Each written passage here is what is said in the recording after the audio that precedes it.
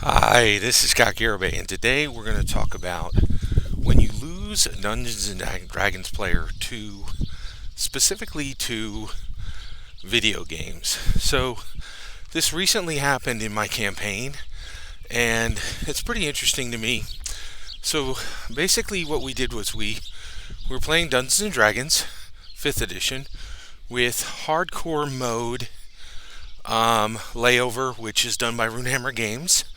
Hardcore mode sweeps away a lot of the complexity and makes 5e more simple to play, which I know that would sound shocking to people who play like Pathfinder 2e, which specifically makes 5e, actually makes 3e far more complex.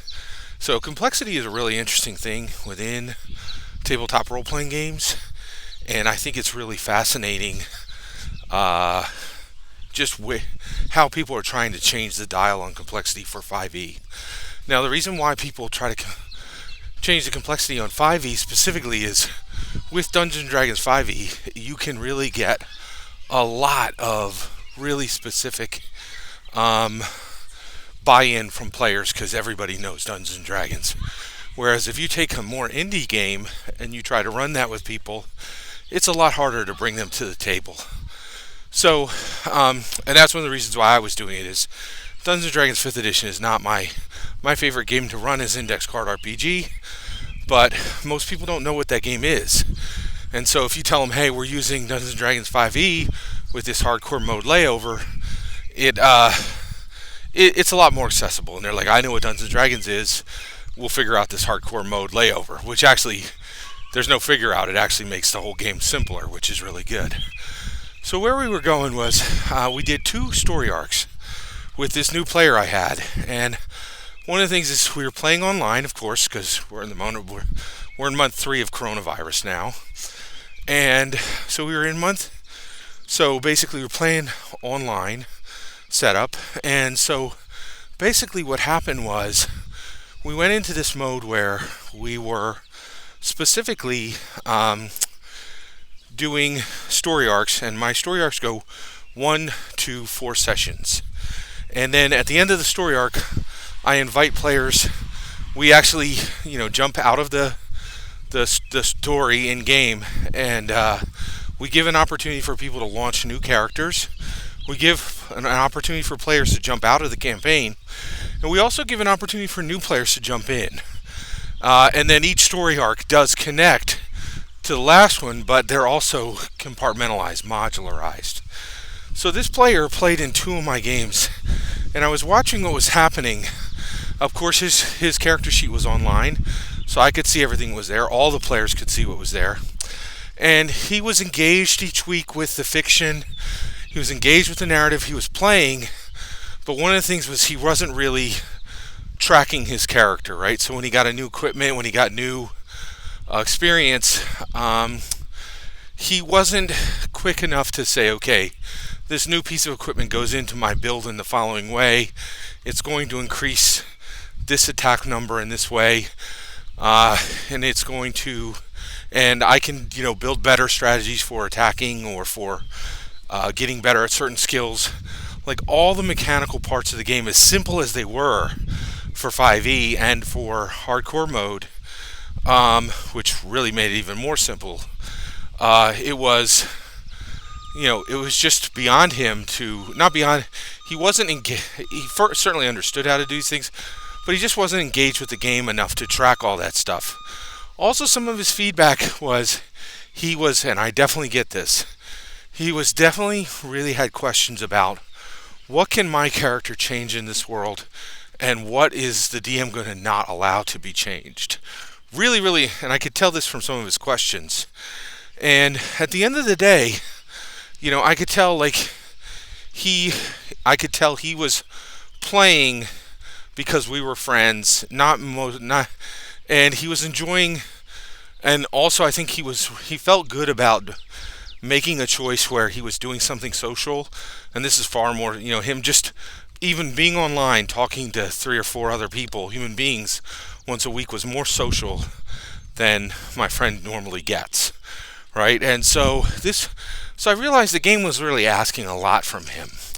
And the reason why and it was shocking to me that this game was really taxing for him, because I really feel like I was like, this is so simple, it's so easy, but that's just not the case.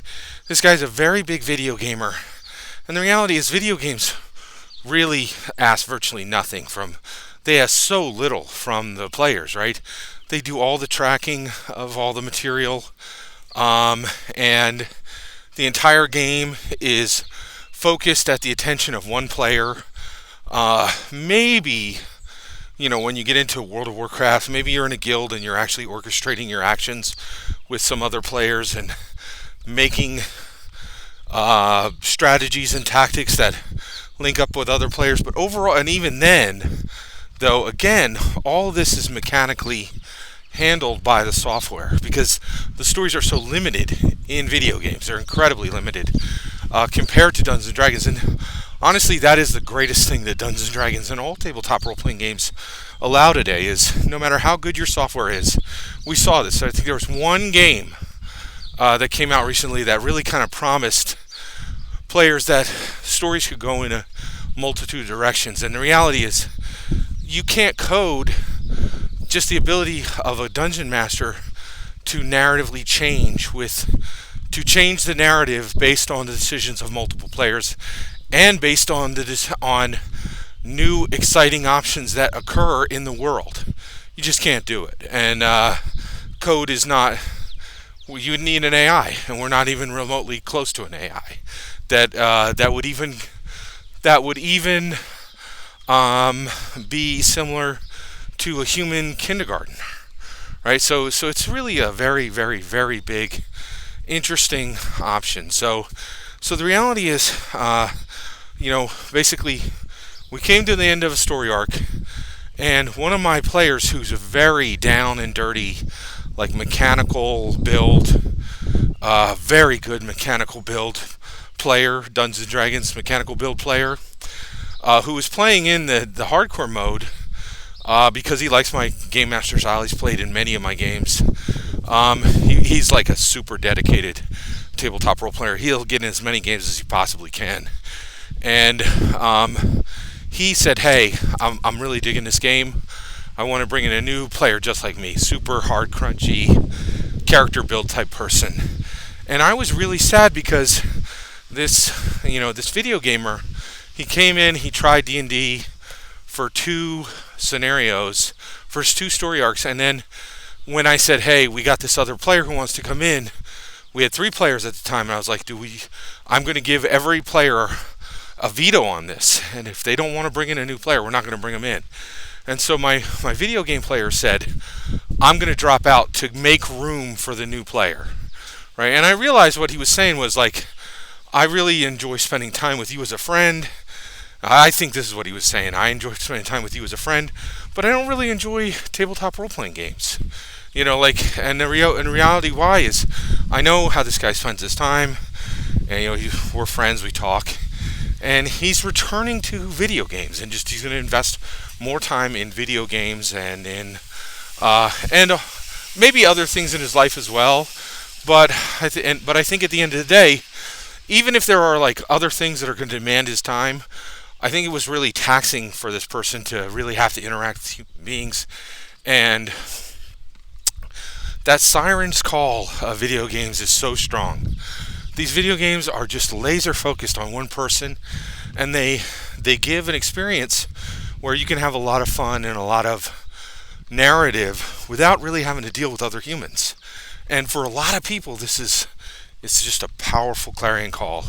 And I feel bad that I failed to make Dungeons & Dragons more appealing than another 2 hours of. And by the way, our sessions was 2 hours long.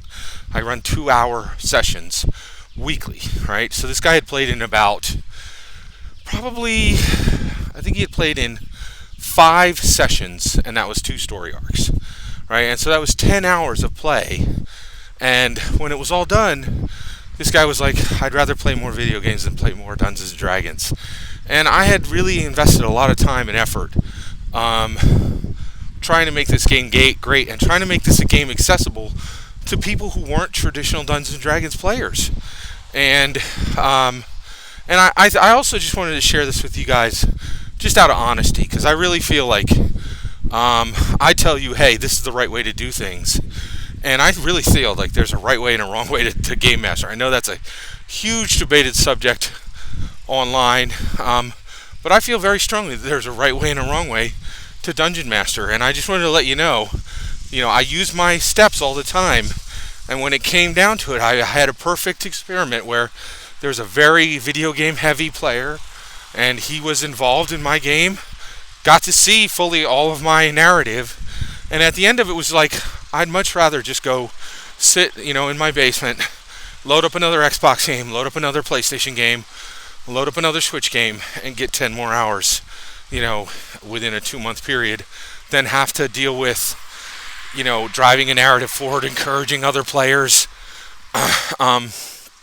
rolling dice, physical dice, having to find my physical dice, having to keep my books. Video games really ask for almost nothing from players, and D&D asks a lot, right? It asks you to grow. It asks you to be a better person as a human being. It asks you to be more organized, and I really felt a little bit, and I wanted to be honest with you guys, because I share my successes and I share the things that work, but I think it's important as game masters that we share when we fail as well, and I did. I'd love to hear your input on what I could do to not fail next time. If you would, please share it in the comments below. Please consider liking and subscribing, and have a wonderful millennium.